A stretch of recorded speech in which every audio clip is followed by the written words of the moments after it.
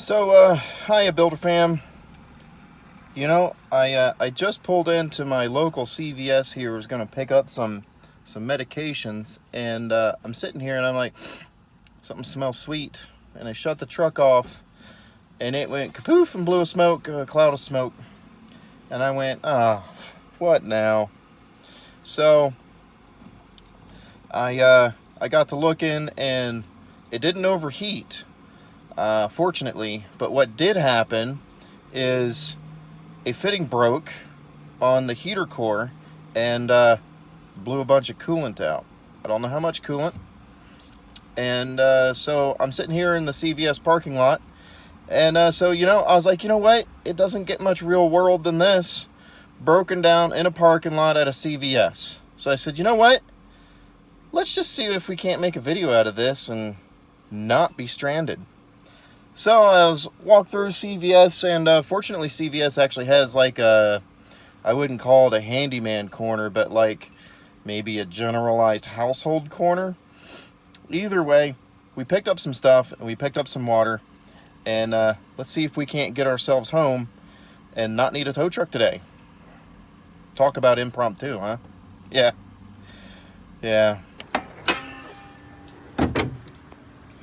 So here's what went wrong. It didn't take too long to figure this out. Just a little bit of looking and investigation. It's just still hot in here. Is this here hose, you can see it.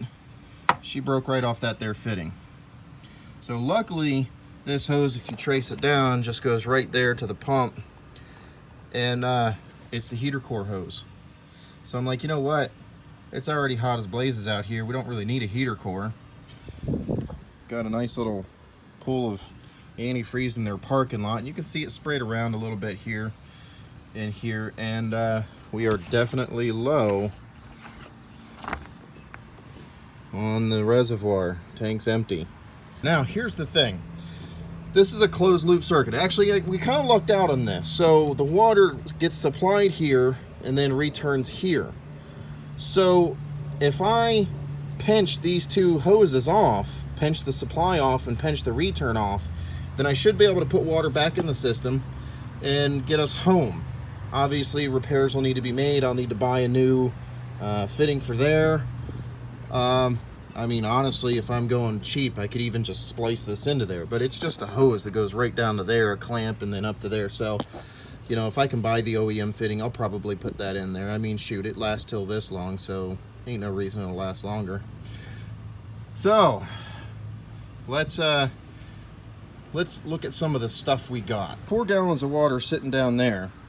And I've got, here we've got a shoelace for boots and electrical tape. Now I was honestly hoping they'd have some zip ties, because, you know, general household stuff, you know, would have zip ties, but they didn't. But shoelaces should get the job done plenty. So what I'm going to do is, this is really rough around the corners, but I mean, this is not a professional fix. This is a get us home fix. So what I'm going to do, I don't even have a way to hold the camera here, so I'll see if I can't prop it up, is we're actually going to kink over the hoses and then tie them off. So try to shut the hoses by kinking them over and then tie them off so they stay that way. Now that one hose, this hose over here has a couple zip ties holding it on. So I'll have to cut those zip ties to get that hose off of those fittings. And yeah, because those fittings are a real pain in the rear end to try and take apart. I don't feel like trying to deal with that right now. So if I can cut those zip ties, because that's an aftermarket line, that's not an OEM fitting. If I can cut those zip ties and pull that hose off, we kink it over, and we should be all right. You know, it's kind of like a garden hose. You kink it over to shut it off. It's not a completely tight fix, but it should get us home for sure. So I'm gonna try to prop the phone up, and see if we can get her done.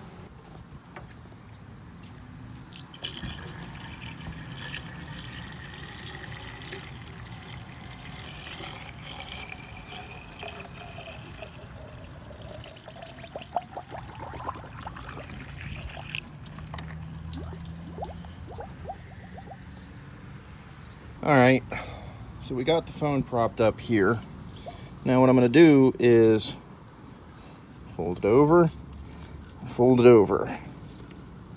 just like that. Now there's a good bit of tension on there, so So I don't really expect it to stay that well. Let's see if we can take our electrical tape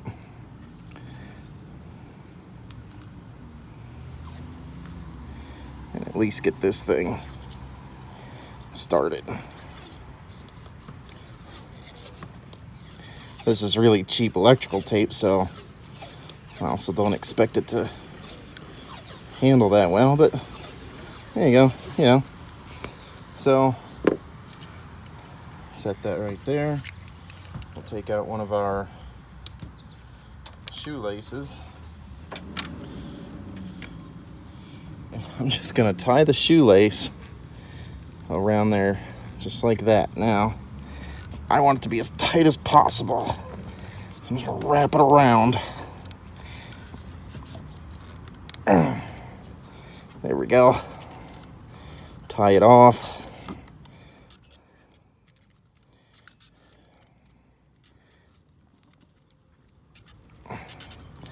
Give it a nice little square knot.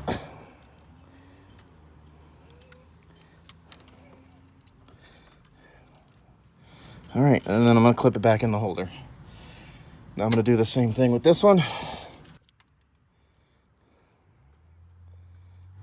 Again, a nice little square knot.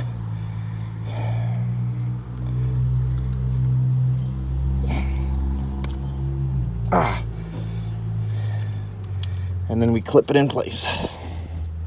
There you go. Now, as I was saying, so there you have it. Hoses are pinched off.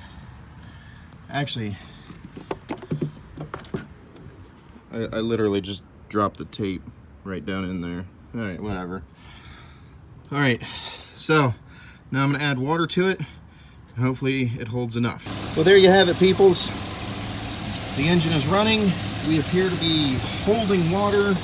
Tank is full, and we can get home. It took over 2.5 gallons of water, so the fluid in there is definitely diluted, which means there the thermostat opened, which means I have to get this serviced before winter, or the block will freeze and crack, and then we have a completely useless engine. So that's today's adventure. One thing I'd really like to point out, thanks to my brother and this here little survival knife tool that I keep in my wallet at all times, I always have a knife on me in one shape, form, or another. And that's how I was able to get the zip ties off. Otherwise, I would have been kind of SOL.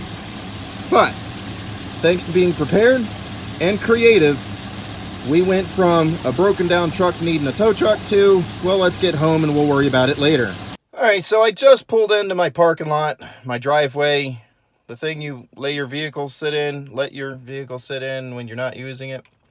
Anyhow, made it home safely, and I guess you call that successful, and I guess you would call this the first vlog of this channel, for whatever that's worth, a video log, something like that. So there you go.